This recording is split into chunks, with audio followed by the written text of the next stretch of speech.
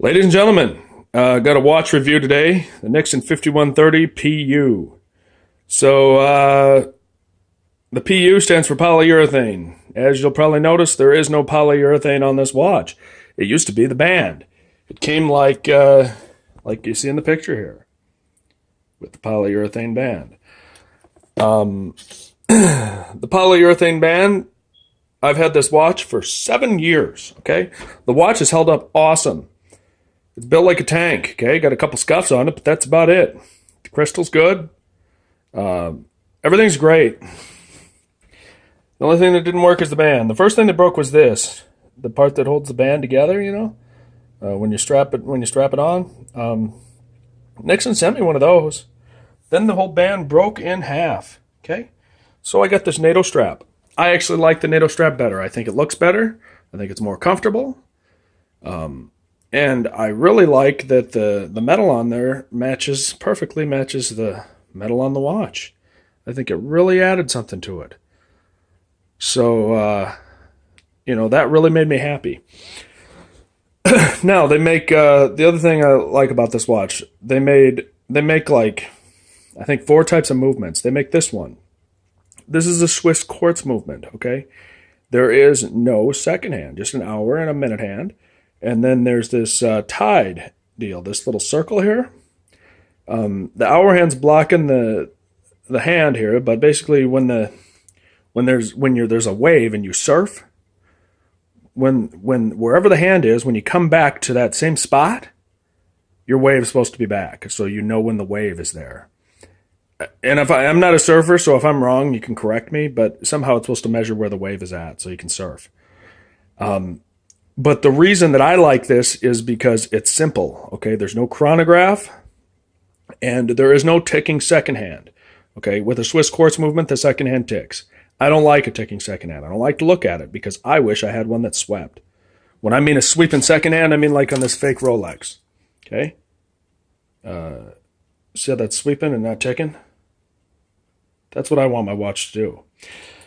But unless you buy a really cheap Chinese copy that'll break, like my fake Rolex there, or an expensive watch, that kind of costs a lot of money if you get a Swiss one particularly.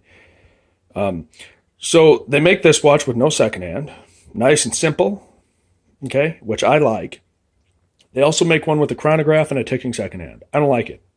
The second hand ticks. I don't like that. And there's a chronograph, which makes the face look really busy to me. I like this better, much better. I think it looks nice and simple. The other type that I've seen that they make is one with a second hand and a date, and the second hand ticks. I don't like that because the second hand ticks.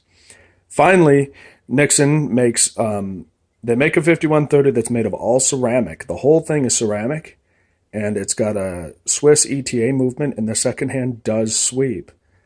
I like that. I really like that. That watch retails for about $2,400, and you can get one used now. I've seen them. They've been out for a while for about $1,200.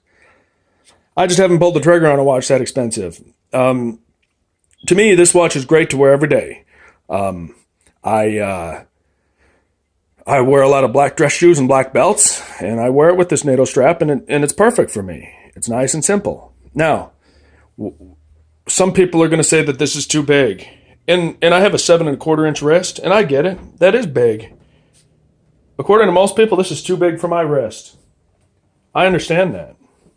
I don't make any apologies. I like it this way. This is how I do things.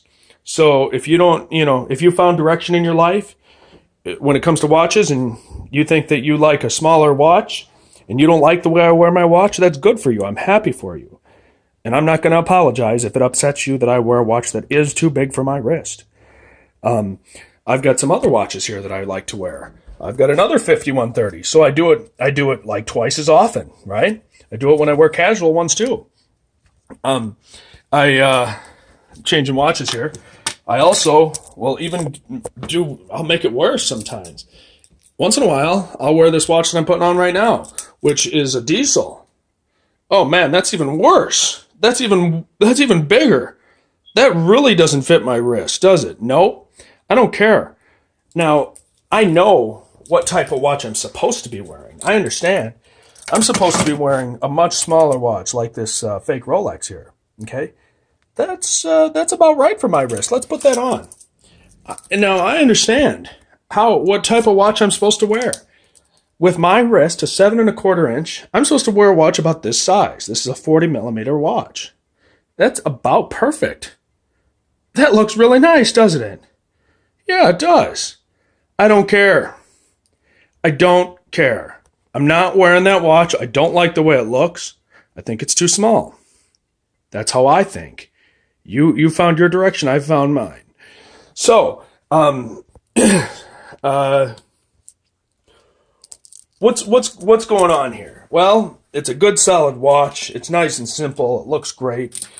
They do also make a Nixon 4820, which is smaller than the 5130, and they also started making a new Nixon 45. So you can get a watch that looks just like this, that's 45 millimeters, which would help a lot of people out who thought these were too big in the past. If you get the polyurethane band, it's going to break. I got a white one here that I use for casual stuff like tennis shoes. This broke. So I got myself a NATO strap that I'm going to put it on when I get a new battery. But this has been, for me, great, solid watch. Really versatile because of the color. And they make it in about every color, just like a Yankees hat. You can get any color you want. I've had it for 7 years, and I love it. It's my go-to watch. So I give it a solid recommendation. So anyway, thanks for your time. Thanks for watching.